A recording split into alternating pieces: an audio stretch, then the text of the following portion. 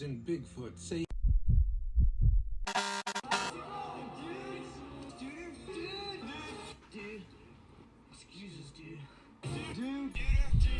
Mary Olenchuk was only 13 years old when she was abducted from a small resort town on the coast of Maine. Her dad was an Army Major General. An Army Major General is a big deal. You get 2 stars, and it's this highest permanent peacetime rank in the Army. Currently, it means you're in charge of a division of between 10,000 and 15,000 soldiers. And her dad, Peter George Olenchuk, was a big deal among the Army elites. He was in charge of a United States Army program back in the 1960s. The operation, it was pretty controversial. Like so many things that governments and militaries do across the world. But this one was a pretty big time controversial, allegedly riling up student groups, congressmen, and governors. This one was all about getting rid of nerve gas rockets and 8 million tons of nerve gas. The Army decided that these outdated rockets had to be disposed of, so they disposed them all off the coast of Florida. To be vaguely fair, it was hundreds of miles off the coast, but it was still a big dump. Not of the poopy kind. They called this Operation Chase, and Chase was an acronym for Cut Holes and Sink 'em, and it was part of the Chemical Warfare Division of the Army. With a major in college in biology and a minor in chemistry, Peter became a Major General back in 1972 and retired in 1975, ages and ages ago. But in the 1990s, he was a consultant for the Army and private businesses and was on a ton of boards, the way rich people often are. It sounds pretty interesting, right? Or at least it's good information for an obituary. But the thing is that Peter George Olenchuk from Bayonne, New Jersey, didn't really become part of popular culture because of the Army or Operation Chase, or because he did 2 tours of duty in Vietnam and also served in North Africa in the World War II. The short man, who was known to wear glasses and to have a pretty pleasant attitude, became a part of podcasts and popular knowledge, sparking debate well after his death in 2000 because of a 13-year-old girl. The Major General's daughter? Yeah, I did. Okay. Yeah, it sounds creepier when you say it like that, though. So are you saying he had a role in his daughter's disappearance? No. Oh, okay. But it does sound that way. And God knows. Who knows? I mean, it's a cold case. I'm sure he didn't. Yeah. But, if you settle in. For the podcast? For the podcast. Settling for your brain. Settling for the night. Apologize to people for the sound of our dog Spartacus walking through the office during that promo, and we'll be okay. Yeah. It's our first podcast, man. All right, no more dogs in the office policy enacted immediately. I think we should make a song. No more dogs in the office. Woof, woof. No more dogs in the office. Woof, woof. No more dogs in the office. We can use the same beat as Who Let the Dogs Out? Yeah. Oh. That'd be hard. No more dogs in the office. Woof, woof, woof, woof, woof. No more dogs in the office. No? No. All right. Hey. What? We are a very cool and chill true crime podcast, and thanks for joining us. This was supposed to be the more professional It is supposed to be our more professional podcast, because Sean is an ex-cop and I'm an ex-reporter, but you know what? We're still real, and we're still human, and we don't have the NPR voices. It's just not going to happen that way. So buckle in, prepared to get worried, prepared to get creeped out, and prepared to judge us. Oh, I don't care if people judge us. No, but... As long as they judge us well. That's not going to happen. All right, so I want to set the scene. Let's get into it, right? Okay. It's Sunday. Yeah. August 9th. Sundays are always crappy days to begin with. No, they're not. They're the day your mama makes pot roast after church. That's what it is. All right. If you're Christian. All right, so it's Sunday. It's August 9th, and it's all the way back in 1970. Families are enjoying the warm weather at an Ogunquit, Maine beach. Ogunquit. Ogunquit. That's a mouthful. It's hard for us white people. It's like a loogie when you spit. Ogunquit. I'm pretty sure that's racist, baby. What? All right, yeah, Oh, it's a Wabanaki name, bud. Like, No, oh my god. I'm sorry. It doesn't matter. We got some English words that are pretty much just as phlegmy. Moist. All right. So, anyways, We just lost 5 listeners. People hate that word. We're already canceled. All right. Anyways, on this Ogunquit, Maine beach, that's called prosaically Little Beach. And they're all like hanging out there, right? Yeah. It's in the 80s, which is pretty warm for Maine in the summer before climate change. Especially back then. Yeah, right? And Ogunquit, Maine is a lot like our town of Bar Harbor, right? Okay. Maine. And it's one of those places where the population balloons with this influx of summer visitors and tourists, and, other random rich people like the Bushes. The village hosted 1,200 people in the winter. Year round. But in the summer, the population could get 20,000, like to 20,000 people. And that was back in the 1970s, right? Which is a lot of people back then. Yeah, I'm sure it was. In the old times. Back in the olden days. And reporters like Ken Buckley, who wrote for the daily Northern Maine newspaper, the Bangor Daily, he and other people called it a rich summer playground. Really? Yep. Oh. Ogunquit. All right. So that paints a picture. Yeah. So, and then you got to think back, and it's 1970, right? Right. And it's like there's no cell phones. Payphones are everywhere, and you had to put like change in them when people had change, and you had to dial a rotary, and 911 didn't exist almost anywhere, but it especially didn't exist in Maine. Dude, we just got 911 like last year, didn't we? No, it's not that bad. And the most personal entertainment device that people had was like their own transistor radio, right? Yeah. And only rich people had headphones. They had headphones? Yeah, but only the rich people did, right? They recorded. Like the headphones I wear, because I'm a hipster. Right. All right, and almost everybody smoked something back then. Weed. Yeah, or at least half the population admitted to smoking something, but they were admitting to the cigarettes. Right. And every single day, almost, there are images on TV sets of the Vietnam War, right? Mm-hmm. Not computers yet. And it was the year that the National Guard fired on the students at Kent State, and they killed 4 kids while they were protesting after the Ohio governor called the protesters un-American. So, like, you gotta imagine the stage of 1970. And at the same time, in New York, there was a union official who organized 1,000 union people, people in the union, to counter-protest anti-war activists, and then they beat the students protesting with hard hats and signs, and they also attacked the police. My dad was a Teamster, and my mom said that was one of the big pivotal moments where he was like, I can't be a Teamster much longer. Right. Because he was so upset. And those union guys also went to City Hall in New York, and they pushed the flag on the roof that was at half-mast all the way to full staff. Because they were PO'd, right? So 1970 was kind of a shit show. Like, we always talk about now being a shit show. Right. It was a shit show then, too. We forget the shit show that our past have been. Yes, we do. It's to forget that. All right. So the Major General, Peter, who we talked about earlier, and his family, they were stationed in the U.S., and they came to Maine in the summers because, Maine's beautiful. Sure is. And who doesn't want to be in a rich white people summer playground, I guess. Right. And his daughter, 13-year-old Mary Catherine, went with them too. And Mary Catherine, she weighed just around 80 pounds that August in 1970. And her face was sun-kissed and full of freckles from her Maine summer. And her red hair flowed down to her back, catching the highlights of the sun. Her family called her a very stable girl, a calm girl. So basically the opposite of us.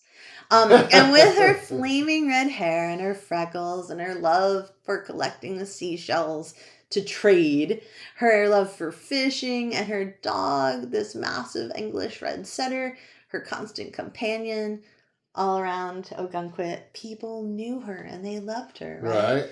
And Mary Catherine's family had a house near the beach right on Israel Head Road.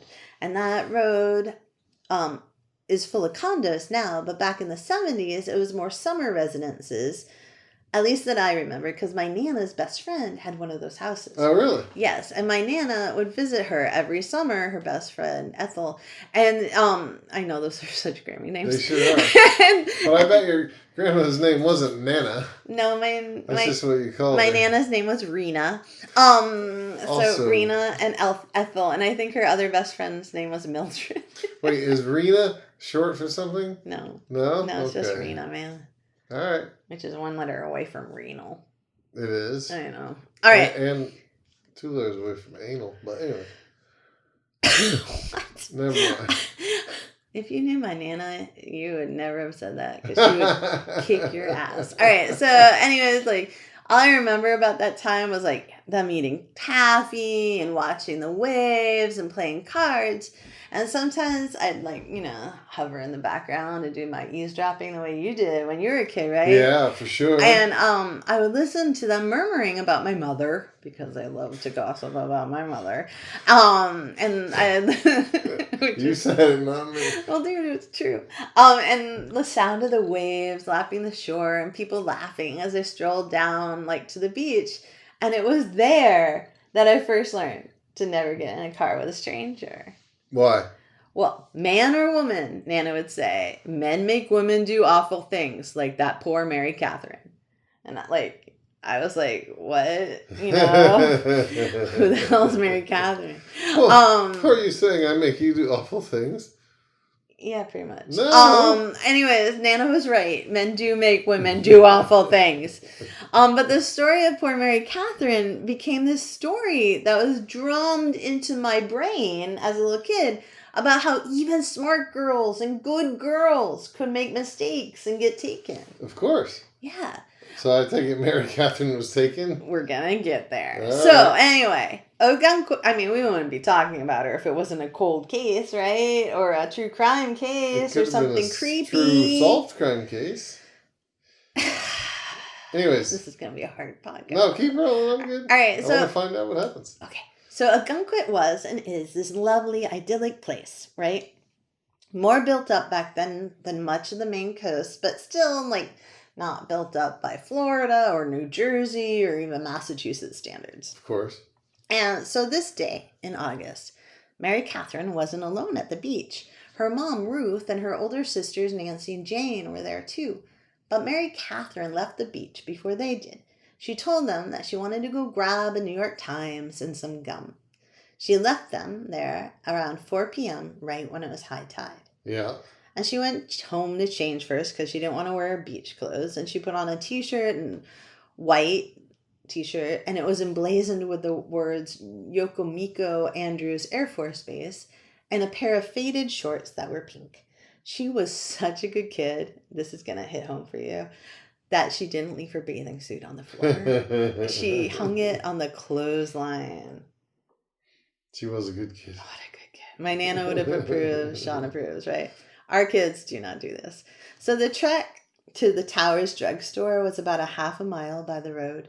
But Mary Catherine went into the next door neighbor's yard instead of just walking and grabbed a bike that her family could borrow whenever they needed it. Yeah. It was black, an English racing bike that they call Hercules. And it had saddlebag holders. That bike was cool. It sounds like it was yeah, pretty cool. I mean, I want that bike. So Mary Catherine saw a few people on a ride, and they all recognized her because she's Mary Catherine. And she waved to some by at the Marginal Way House Hotel, which was on her route, right? Pretty close by. Marginal Way does not sound like a high quality hotel. It doesn't. I don't know. So she went to the drugstore, get some Sunday New York Times at the Norseman, and they're holding it there for her family because you know how the stores hold the Sunday Times for people. So she starts home again around 5 p.m. And a woman in another hotel called the Lookout, which also sounds a little skeevy. It does. And I'm sure it was a lovely hotel, but these names in the 70s all sound skeevy. And it had a 3rd floor room with a big window. Uh-huh. And this lady did exactly what the name suggested and looked out over at the ocean and the surf and the shore. And she looked closer and saw a girl, a 13-year-old girl with red hair, just like Mary Catherine. She could tell that girl was exactly 13? Well, she looked young, I guess, and 80 pounds and had red hair. Right. The girl was standing by a car, and it was a maroon car, and she had faded pink shorts, and she wore a white t-shirt. Oh. And as the woman watched, the girl got into the car. The driver seemed male, and I don't know how she knew this, but apparently the driver seemed male. And the car had massive scratches in the hood, scratches so big that the woman could make them out from her balcony. And the woman thought nothing of it, and she started watching the waves again. Now, I'd like to tell you, this is where I get a little freaked out by the newspaper reports. Why? You're up in your hotel. Yeah. You're looking down in a car. Yeah. The ocean, as we know, is going to be on the opposite side of the car. Depends on where the car is. It's facing, right? So if the car is on your side of the road, the hotel side of the road, right, you're not going to see the driver. Oh, I see what you're saying. Yeah. If it's on the opposite side of the road, and none of the newspaper reports say this, but if it's on the opposite side of the road, yes, you can see the driver. Right. But Mary Catherine puts her bike, allegedly, in the hotel lobby, which is closer. And in my head, I'm just imagining that it's on that side of the road. But I do not know. Because you can't imagine her walking all the way back around the car to put her bike away. Yeah, it just seems like a lot. I don't know. She does hang up her bathing suit. And That it is the neighbor's true. bike. So maybe she's very thoughtful and takes care of other people's crap. Well, she would be very thoughtful. But it never says what side of the road this guy The only thing is on. She didn't give any sort of description, so the only difference is gender. Yes. Possible difference. Right. So anyways, Maine waves can be hypnotic, especially if you're from away. And most of our beaches are granite and harsh cliffs or pebbles. But on sand beaches, there's sort of like this lulling that happens in your brain as the waves rhythmically come to shore, and tourists love it.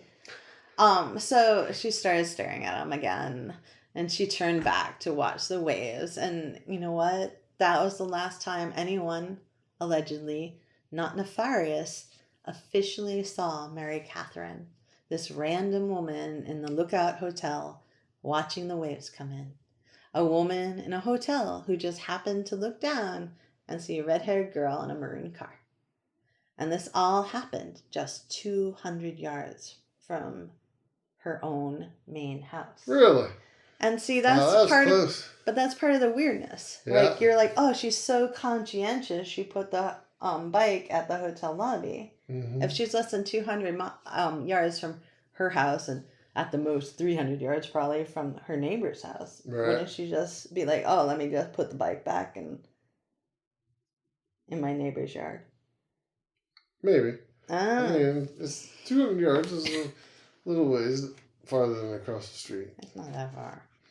All right, so the Olenchuks return home, right? Her mom and her sisters, to their 2-story shingled gambrel. Right. They walk the path, wash their feet clean of the sand, get the ocean out of their hair, and Mary Catherine's mom, Ruth, enters the house and calls out to her daughter. But Mary Catherine doesn't answer. And it's been about 2 hours now since Mary Catherine's left them. So Ruth, the mom, looks out the neighbor's home. Mary Catherine's not there. She asks their other daughters. They have no idea where their sister is. They notice that the bike is not in the neighbor's backyard. And another hour passes, and Mary Catherine's mom reports her missing, because that's what my mom would do too.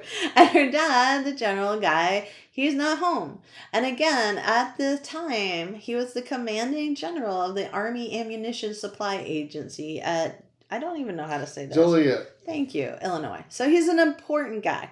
And his wife calls him before she calls the police. She's like, I can't find Mary Catherine, apparently. Right. And he's like, call the police. And so he asks his superiors, and they're like, yes, fly home to Maine. You have to fly home. And then they find that sleek European black borrowed bike under the arch of the hotel at 11 p.m. that same day. The gum that she wanted was in the saddlebag, but Mary Catherine, all 80 pounds of her, is just like nowhere to be seen. It's freaky, right? It is. Yeah, man. I have to have some liquid because it's so freaky. Well, I have some comments, but not yet. Not yet. Yeah, not yet. It's the perfect time for a comment. No, I want to see some more of the story before I comment. I feel like that's cheating. No. Oh. Here's my comment. All Here's right. my main comment. Mary Catherine got into a car with somebody that she knew.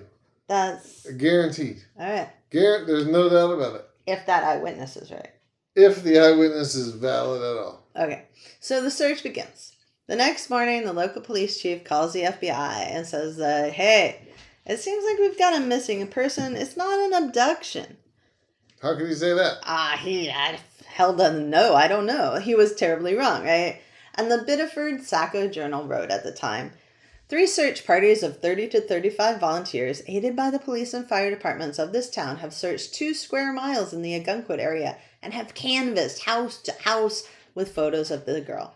2 military helicopters were called to the scene to comb the area. So, they're bringing in the big stuff because her dad's so important. Probably, right? This little white girl's missing and, daddy's just, whoo. So a local reporter from the Bangor Daily newspaper, that same Ken Buckley we mentioned before, he was big on this case. And he called the search for Mary Catherine, quote, trying to spot the proverbial needle in a haystack at this plush summer resort as swarms of tourists, up to 20,000, moved in the area Thursday. Which is interesting, because I'm like, wait, 20,000 tourists in just the area on that one day versus the whole summer? Well, so the facts are a little all they're over the probably place. saying that.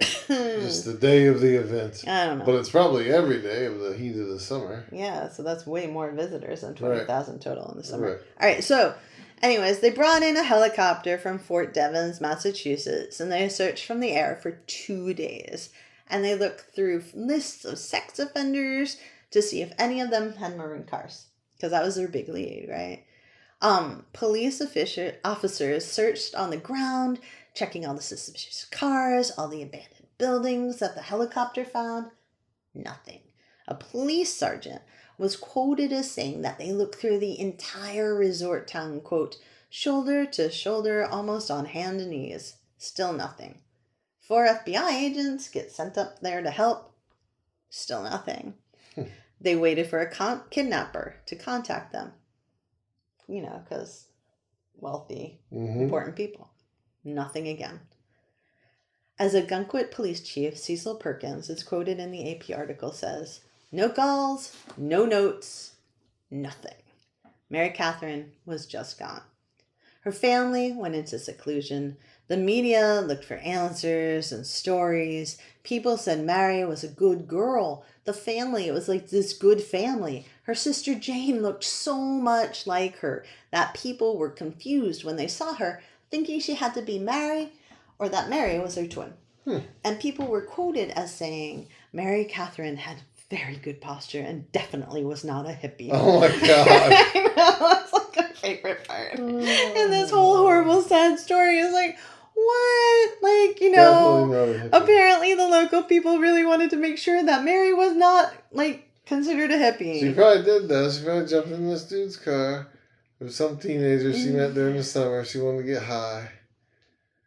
He got a little bit rambunctious and got scared and killed her. Is that your theory? Yeah. That's my good a theory as anybody else has. That's my early theory. All right. Oh, that's as good as anybody else has. Yeah, pretty much.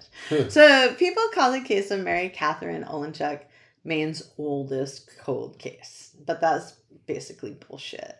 Is it? Yes. It's fodder for podcasts like ours and sensationalism, just like the case of Blanche Kimball, murdered in her home in Augusta, Maine in 1976, was considered Maine's oldest cold case until a transient in Seattle, Gary Robb, was arrested for her stabbing in 2012. Wow, how was that done? That's a whole other story. Yeah, pretty Never much. mind. We'll answer that another day. Maybe. So when did Mary Catherine get abducted? 1970, right? Well, how could the other one be older? That's what I'm saying. People just talk out their butt because Really? they don't care about facts. They care about There's plenty of cold selling cases. the podcast. So what they're saying is every case before 1970 was solved. They're just saying it doesn't count anymore. No, what anybody that said. Yeah, exactly. Yeah. All right. So, I mean, yeah, it's just ridiculous. Anyway, so as any less than lazy journalist might discover, Maine, our small state on the upper right-hand corner of the country, has a few unsolved murders listed on its website, which states currently Maine State Police has unsolved murder cases back as far as the 1950s. Of course. We encourage those with information that can assist in the identification and arrest of those responsible for any unsolved murder to contact us or the investigating agency. If you do not see a specific victim on the below list, let us know. So, they have a list, but they're not even sure they have all the victims on the list, which is kind of amazing, because that's, sad, and, There's a lot of probably people that are considered missing that are actually unsolved murders, but they have no reason to put them there. Right. So, anyways, we have some contacts at the end of the podcast in our notes for, tips, etc. If you know anything about Mary Catherine or other Look at you, always trying to do the right thing. I can't help it, man. I'm a goody-goody. All right, so back to Mary Catherine. Peter and Ruth's daughter, Mary, she's listed right on there, right? Yeah. And that case obviously dates back to 1970. And the state's website gives out the smallest amount of details about this poor girl. It says, Mary Olenchuk was last seen alive on Sunday, August 9th, 1970, 200 yards from her home at approximately 1700 hours. She was standing beside a maroon car, possibly a 1967 Chevy. The driver of the car was described as a white male, mid-30s, wearing dark clothes. So the lady in the hotel allegedly definitely got a good view on this guy, enough to... Maybe the lady and the guy were in cahoots. Maybe they were one of the preferred couples. So she was just throwing him off the trail. So it wasn't a white guy, mid-30s, in a maroon car wearing dark clothes? Nope. Who knows? It wasn't. Anyways, mid-30s certainly doesn't sound like one of her friends, right? Exactly. Okay, so things get desperate, right? Yeah. In a Bangor Daily News article, reporter Ken Buckley, again, our main source, because he was his time, he writes, a well-known practitioner of ESP is quietly attempting to locate missing 13-year-old Mary Catherine Olenchuk from her home in nearby Buxton. Mrs. Shirley Harrison said Tuesday that she believes the daughter of Brigadier General and Mrs. Peter Olenchuk is still in the state. Police fear that she was abducted in a dark maroon car in front of the Lookout Hotel August 9th, and Mrs. Harrison said Tuesday that she believes the car is a Chevrolet with a damaged wheel something. Flange. I don't know what that is. Like the fender, basically. Oh, really? Yeah. Ah. But I did have a question about that quote you just read. Can you go back up? Yeah, man. But my question before you do that is that doesn't talk about scratches in the hood. That's a totally different thing. Right. That's not the hood for sure. Mm-hmm. It's on the side. But it wasn't a question I had. It was an observation. Okay. The reporter literally called him Brigadier General and the wife Mrs. Peter. Yeah, man, that's how it was back Why then. didn't he call her Mrs. Brigadier General? I don't know. Maybe. Well, that's it. But also, she doesn't have her own first name. I know she doesn't have her own identity. Back then, you were just the property of the man. I don't even know if women could get their own Bring credit back cards. the 70s, man. Oh, F to you, man. My grandmother had credit cards. When? Oh, well, I don't know. Yeah, see? I remember my mom, it was a huge deal when she got her first credit card, which she did not use very well. It was a huge deal because of her credit or because of that women couldn't get them? Yeah, because women couldn't get them. It was a really big deal. And I don't think I really understood that back then, other than being why wouldn't they be able to, Yeah. Well, we'll have to do a podcast later on the suppression of women. We probably should. Well, what was that map you just passed? Well, no one can see the map. Oh, let's skip the map. All right. So, anyways, I'll put the map in a video or something. Or an image. Yeah, in our notes on Do Note podcast. All right. All right. So Ready? I'm ready. Because the story gets really I think sad. the listeners are ready. The story gets really sad. Yeah. So the Riverhurst Estate in Kennebunk, Maine, wasn't a place that you would expect to find or buy a body, right? Yeah. The road in was Yeah. blocked off thanks to a chain and a padlock. A car couldn't drive in without going through that area, right? Yeah. Campers had hung out near the estate in August, but nobody was quite sure when. Everyone around, all the locals, told all the news reporters that despite the gossip, the campers were not hippies. Wow, what were hippies? Bad people back then? I know. They were all Charlie Mansons or what? Pretty much, yeah. I don't even think, when was that? He That wasn't was like until later, right? 69, was it? I don't know. All right, so they all talk about this like as if hippies are like the end of the freaking world, right? Yeah. So anyways, in that area, fishermen would park their cars on the main road and then tromp across the estate to get to this river, which is a total Maine thing. Those of you who do not live here, we like the fishermen, the mussel draggers, the elvers, they all like will park their car and tromp across private property to get to rivers and bays in the ocean. Like, it's just a Maine thing. It happens all the time. Anyways, so that's not as freaky as it sounds. Right. So by August 24th, 1970, Mary Catherine's body, her poor little body, is actually found under a pile of hay in the barn, this deserted barn that was located about 6 miles from their house in Maine. And it's in this town called Kennebunk, right? Mm-hmm. The barn was on Lower Brown Street, which is in between Route 1 and 9. And her body was found by the caretaker of the Riverhurst Estate, Peter Gunn. He and 3 workers at the estate smelled something decomposing, basically. And that something was poor Mary Catherine. Oh. I know. She was face up in the hay and stuck in a corner about 13 feet past the door. Some reports say that she was buried in the hay. Some say that she was on top of it. And around her neck was a rope that was about 1/4 inch thick, right? Mm-hmm. That Mainers call a lobster warp. Mm-hmm. It had been twisted 5 times and it had been tied there in the back twice in 2 knots. And she was not actually assaulted sexually, they don't think. Wow. The newspapers all made that a very important subhead if you look at the sources at the time. And at that point, they weren't sure how long she'd been dead, but the police assumed she'd been killed in the same day as her abduction because the decomposition of her body was just so bad.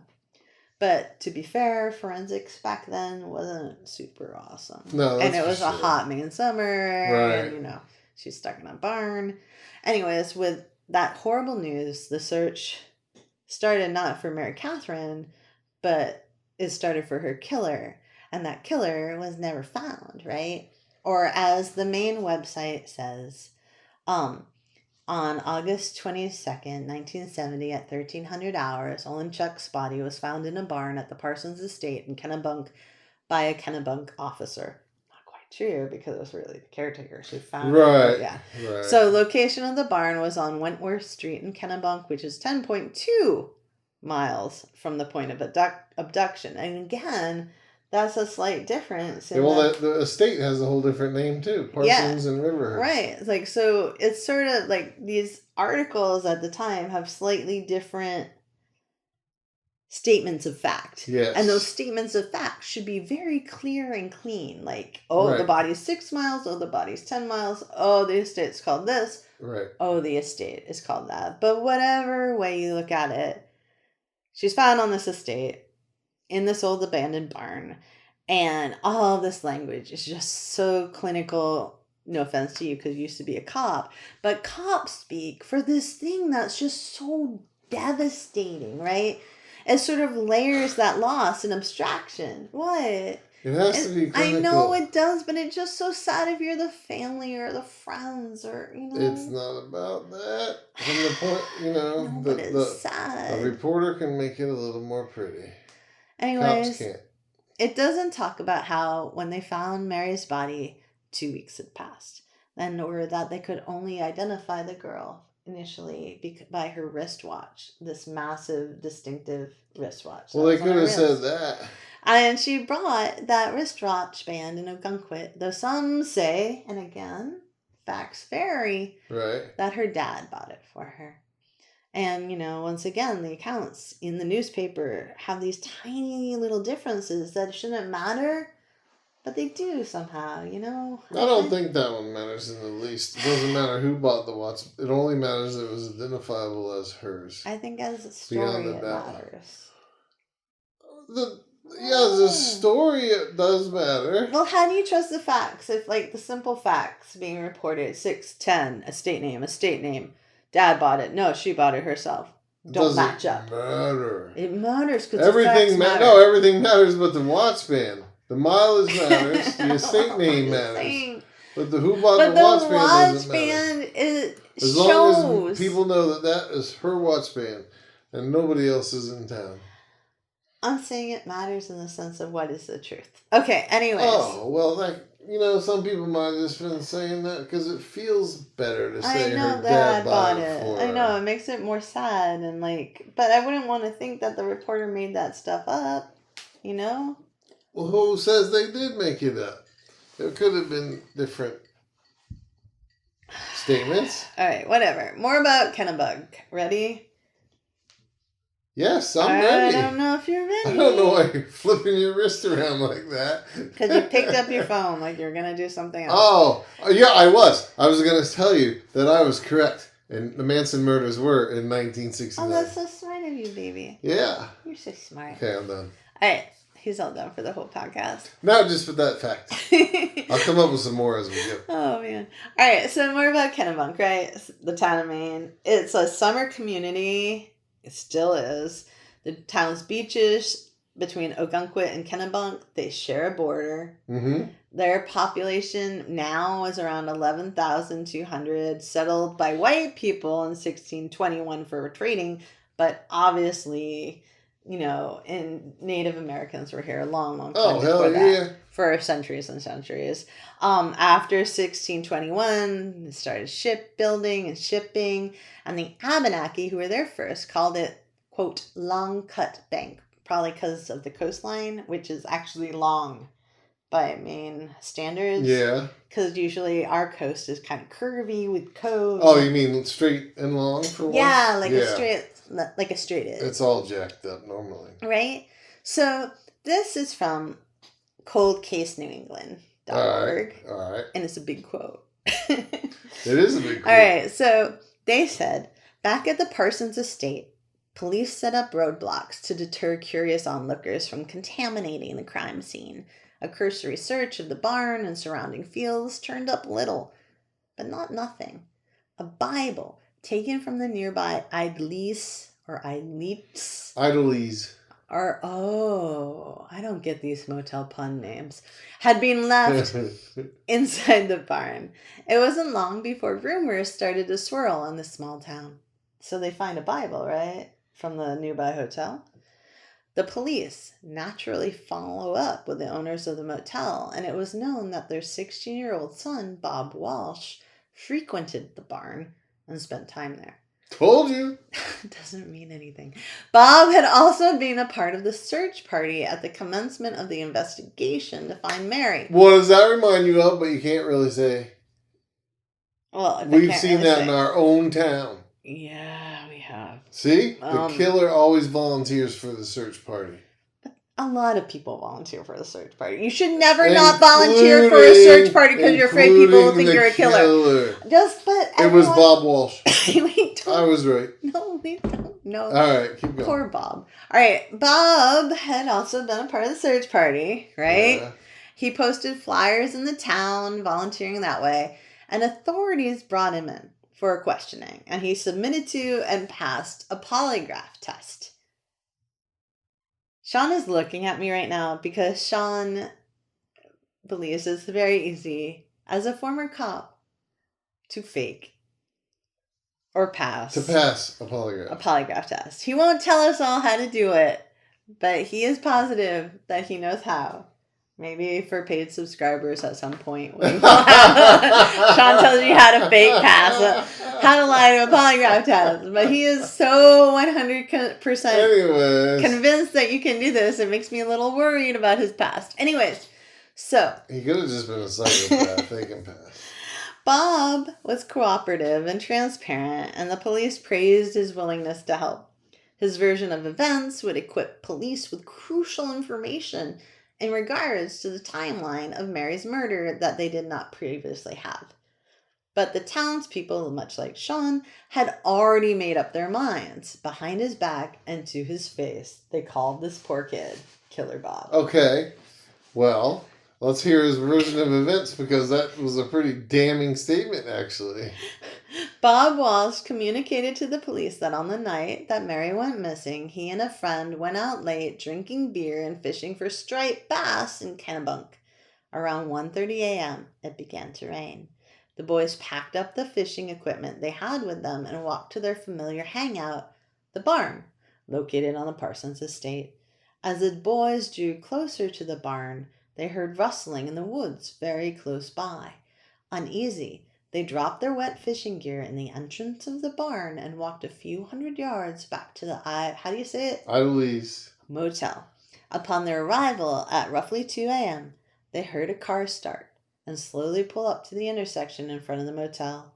The car idled there for what seemed an inordinate amount of time and finally turned onto Route 9. And that's the end of the quote from Cold Case New England. Okay.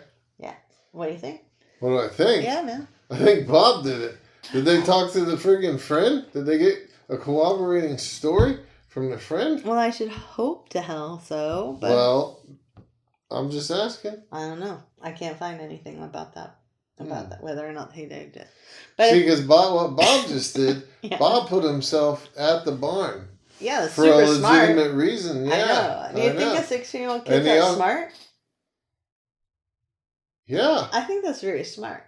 Yeah. You think he's that smart? Yeah. I don't know Bob, so I don't know if he's that smart. He was smart enough to hide the car he used. If it was Bob, it probably wasn't poor Bob. All right, so if Bob wasn't the killer, which the police very much decided he wasn't, had he heard the killer, it seems pretty likely, right? Yeah. Yeah. All right, so the search continues. The search for Mary Catherine's killer keeps going on. Right. In the meantime, her family puts her to rest in the Arlington National Cemetery. Really? Yeah, spanning more... Dude, these were really important people. Well, I thought that was just for soldiers, but I guess not. So spanning more than 639 acres by the Potomac River and directly across from Washington, D.C., that cemetery is described as the nation's most hallowed ground. And it's a United States military cemetery, and the sacrifices the men and women in uniform made for the country are... Oh, no, it's a dog. I'm sure everybody heard that noise. Fuck yeah, they did.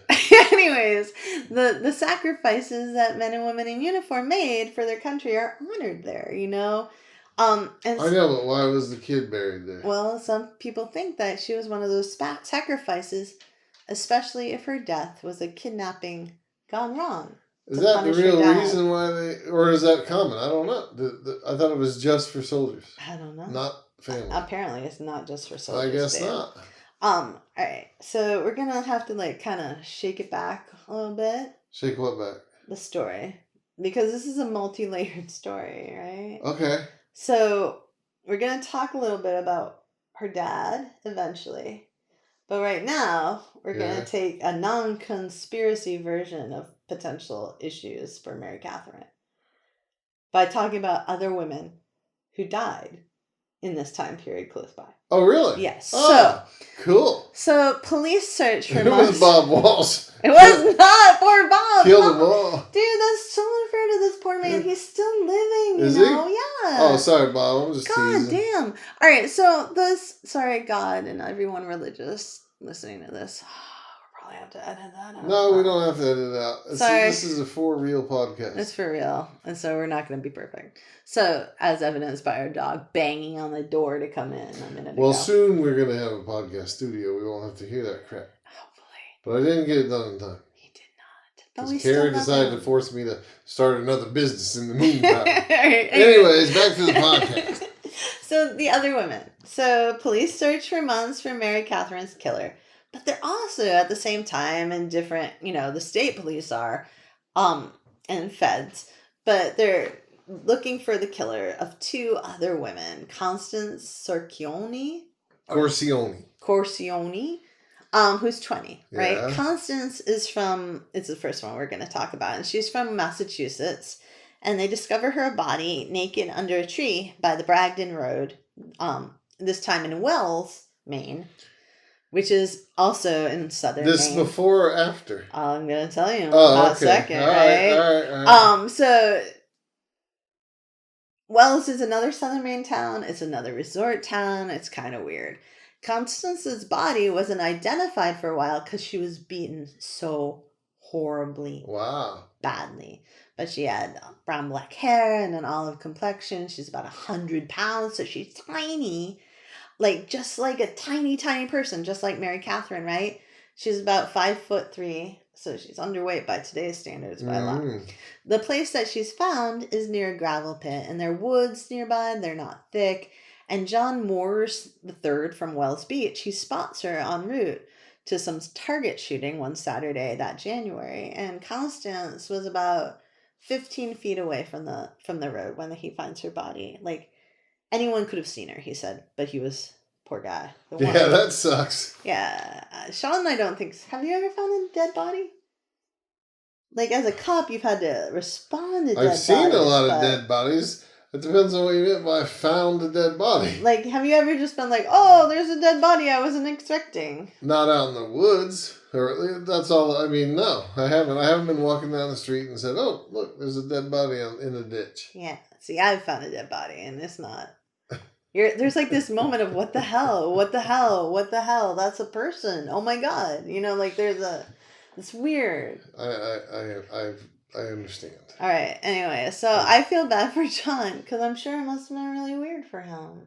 And for those guys who found Mary Catherine. Well, because it's unexpected. Even when I found dead bodies, they usually go there knowing there's a possibility that they might be dead. Yeah, that just sucks. Anyways, where they find Constance is only 4 miles away from where they found Mary Catherine. Yeah. Are you kidding me? No. And that's really close. And it's really especially close in a geographically spread out state like Maine. And in 1970, it averaged 20 murders a year. Really? So you have to be like 2 murders within 4, tiny women, 4 miles apart. Not domestic abuse murders, not, you know what I mean? Like, right. It's weird. The interesting fact about Maine is in 2022, right now, as we're recording this, it's almost the same number when you count deaths by motor vehicles. What? Yeah. There's more than 20 fatal motor vehicle accidents. It's purposeful deaths by motor vehicles.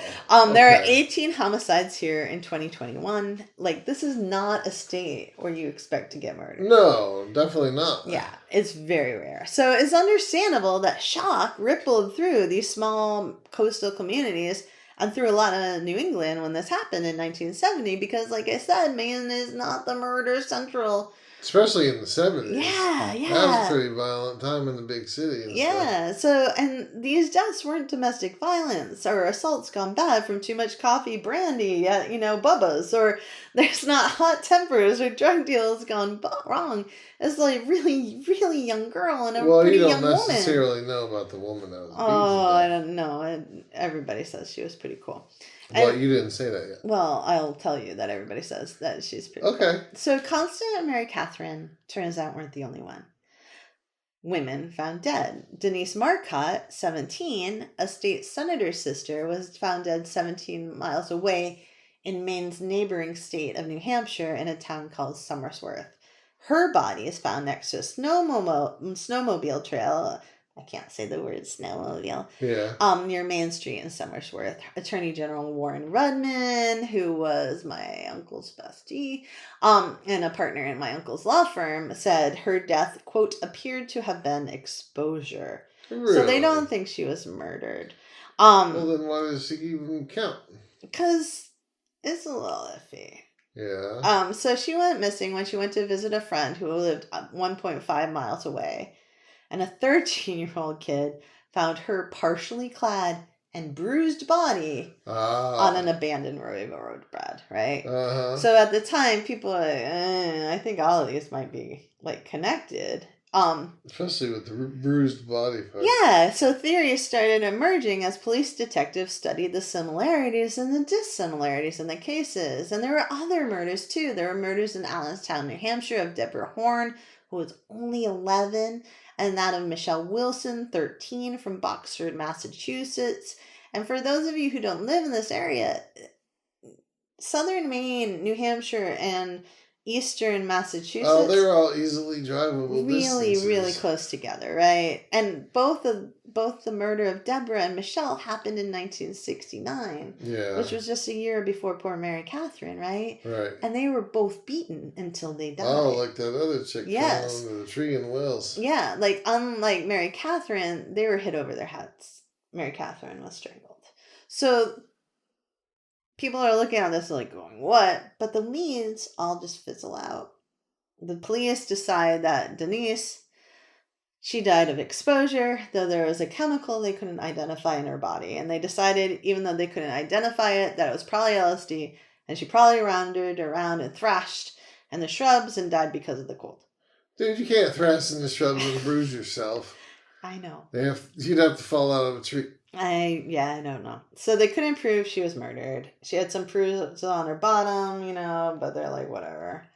In her face, she was smiling at death. So they thought, oh, she must have been happy. But that's not quite true. No. If you study forensics, at least now, you know that, that's not, you can be smiling. And yeah, it has nothing to do, it has nothing to do with your mental state at the time of death. It's a function of your body after death. Right. So anyways, moving on. The police decided that Constance probably isn't related either, because she'd been battered way more heavily. Yeah. And they had a potential suspect for her murder. And who was that? I don't know.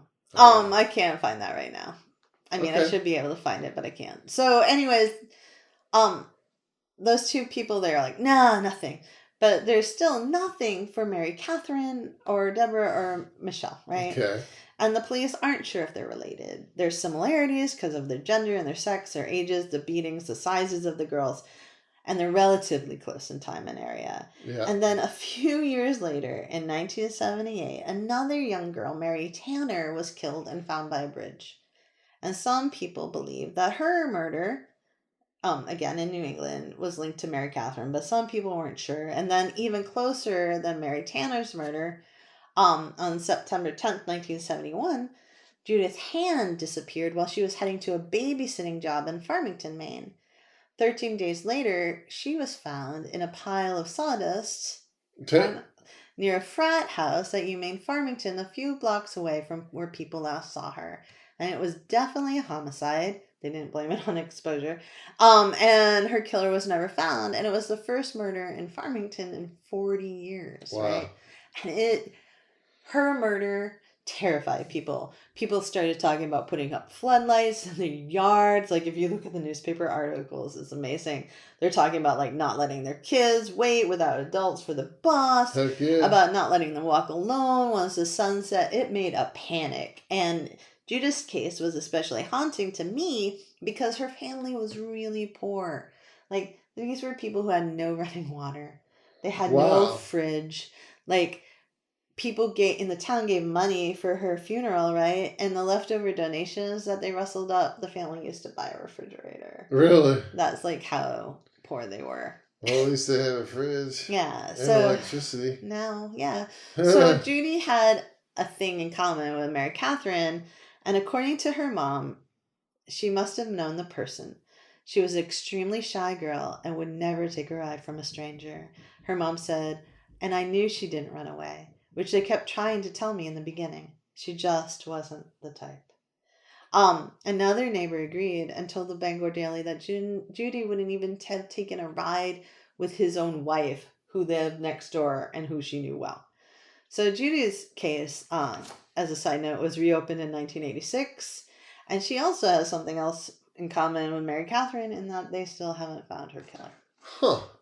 So I think that serial killer running around. Maybe. So things basically are not adding up, right? Yeah. So through the years, there have been a lot of people thinking about linking Mary Catherine with the murders of those other girls and young women throughout the region. But there's also a local focus going on too, because these stories, we want them to be in these nice straight lines, and we try to make them fit into that like beginning, middle, end narrative. Mm-hmm.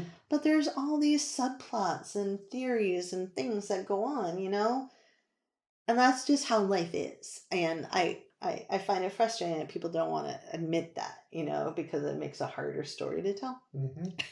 But according to witnesses, that witness that was peeping out of her hotel room, the Lookout Hotel, when the maroon car pulled up to Mary, and she talked and she smiled and she propped her bicycle under the Lookout Hotel's arch and drove away. The woman said she was still smiling, which is again my issue with this woman's testimony, because you can either see the driver or you can see the passenger, but Right. you're not going to see both people in the Exactly. freaking car. But the witness said she was laughing.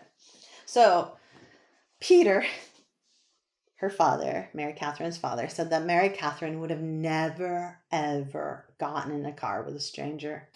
And Ogunquit Police Chief Carl Perkins believed that too, telling reporters she would have had to have known that person to have gotten into that car. I'm sure she did. So he said that this case broke their back as law enforcement officers, and they had so many theories, he said, that you could write a novel. I'm sure. There were suspects. One was questioned and released, cleared, and then he took his life 2 months later. A local asked for a lie detector when people began gossiping about him, saying that maybe he did it. He was cleared too. The creepy guy who had been hanging out, asking girls on the beach to go to the store and try clothes on for him, he was cleared. So, they really tried very hard, man. Yeah. So the general, her dad, held a press conference, hoping, apparently, that his high-profile job and role might help make more people know about Mary Catherine's abduction before they found her body, and maybe even bring up some leads. And he said, on the way back, something happened to her. It has been 11 days since any member of our family has seen or heard from our youngest daughter, Mary. I know I don't need to tell you what my family has been going through. All of you who have children or brothers or sisters know. Which is just so sad. I know. You're about to cry. I know, because it's so friggin' sad if you imagine this poor family. So after that press conference, a drunk guy from a nearby town of Biddeford called from a payphone and said he had the general's daughter and that he'd call back with ransom demands. But he never called back. Of course. And one kid who we talked about, who is linked to the crime, he still has to deal with repercussions. Like in 2022, Bob Walsh was his lifeguard part-time. He was the president of his class. He was the owner of that Bible that the cops found in the barn where Mary Catherine's remains were. And his parents managed that motel, which is basically across the street from that barn, right? And then he took that polygraph and it cleared him, but he went back to school.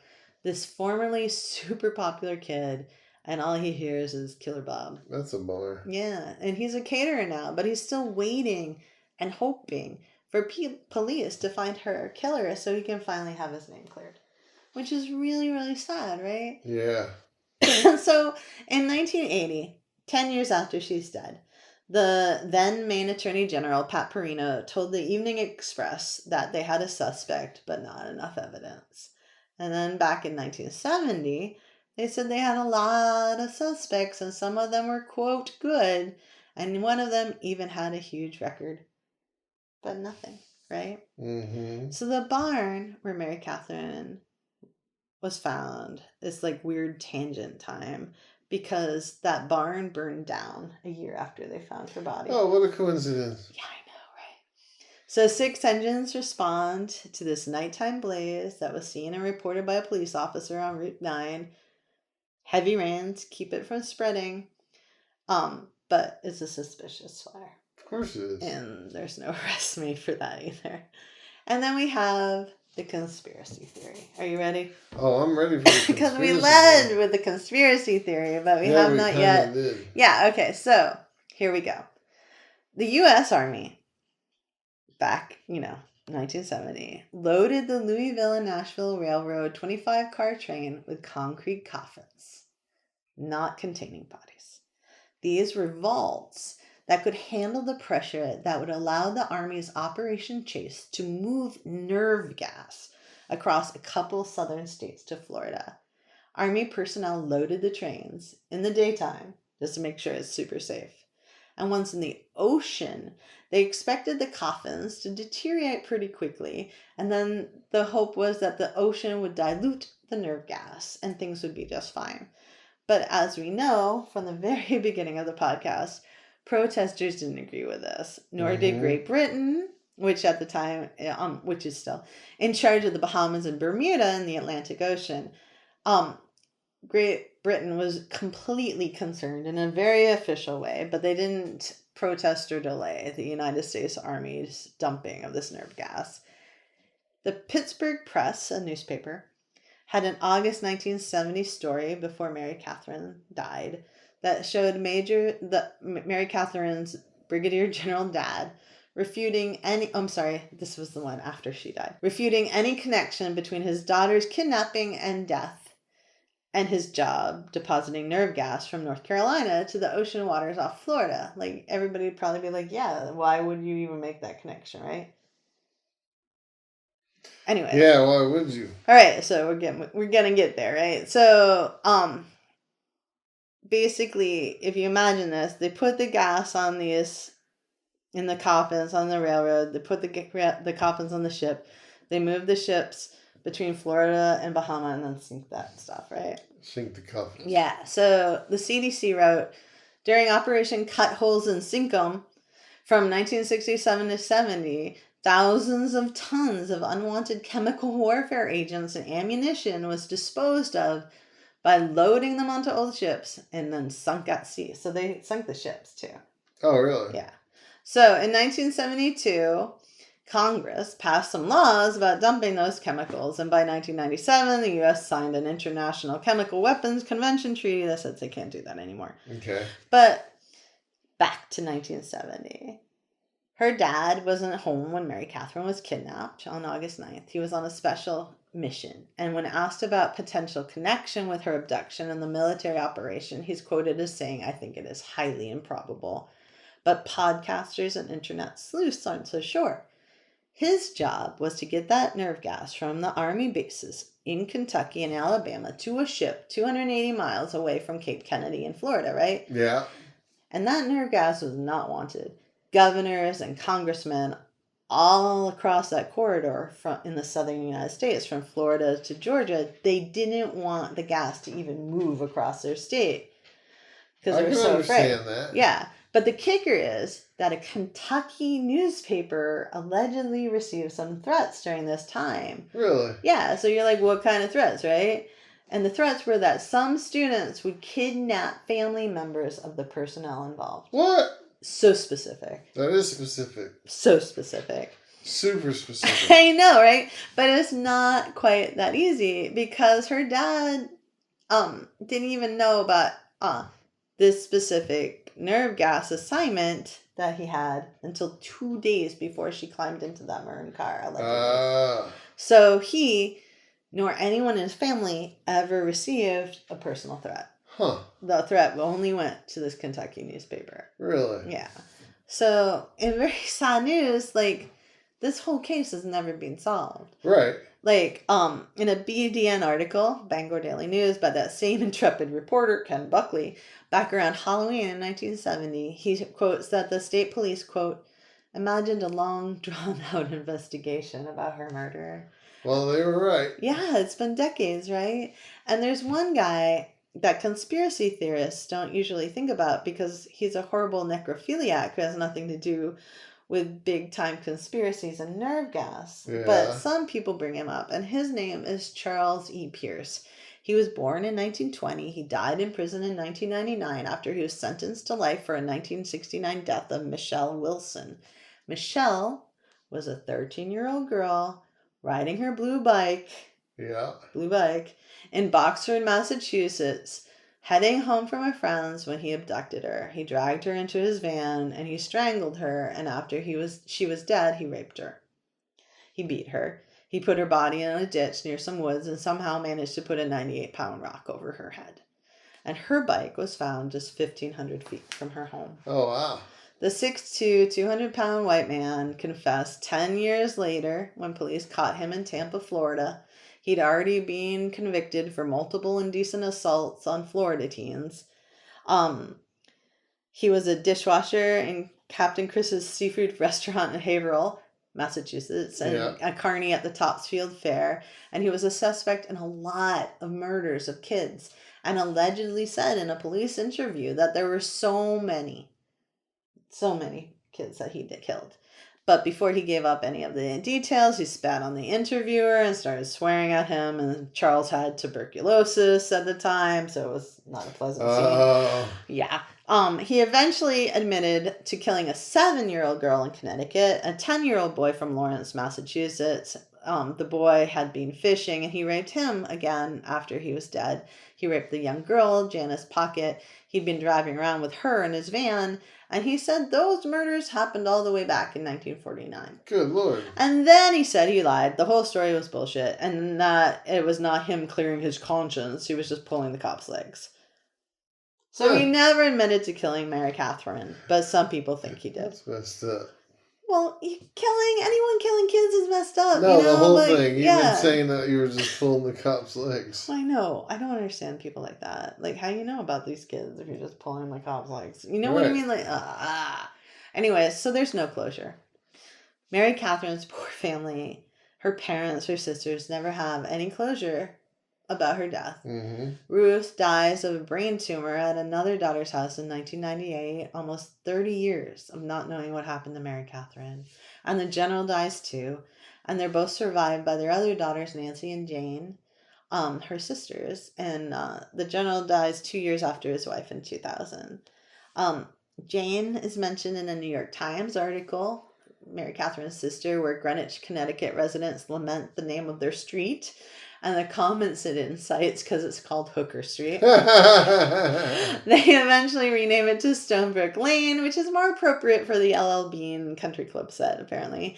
And from the post obit of Mary Catherine's, it says, quote, his wife of 2 years, the former Ruth A. Clement, died in 1998. In 1970, his then 13-year-old daughter, Mary Catherine, was kidnapped and killed. The case, which occurred in Ogunquit, is still unsolved. Survivors include his 2 daughters, Nancy of South Hadley, Mass., and Jane of Coscob, Connecticut, a sister, brother, and 4 grandchildren.